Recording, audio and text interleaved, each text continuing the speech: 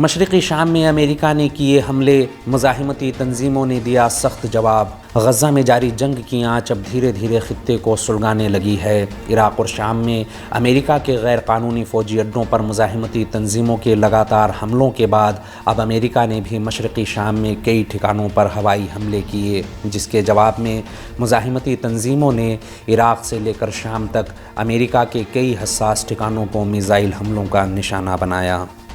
امریکی وزیر جنگ نے ان حملوں کے بارے میں خبر دیتے ہوئے کہا ہے کہ عراق اور شام میں امریکی اڈوں پر حملوں کے جواب میں ہم نے مشرقی شام میں ہتھیاروں کے ایک گودام کو نشانہ بنایا ہے۔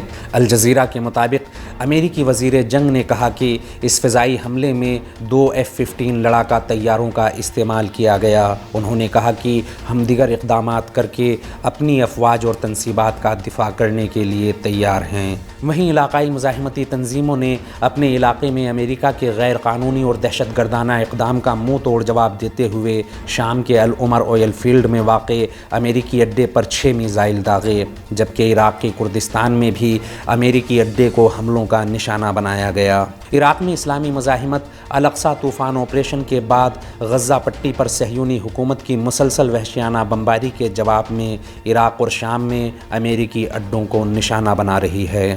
اس خبر میں فی الحال اتنا ہی۔ قومی، بین الاقوامی اور عالمی اسلام کی اہم خبروں سے باخبر رہنے کے لیے ولایت نیوز سے جڑے رہیے۔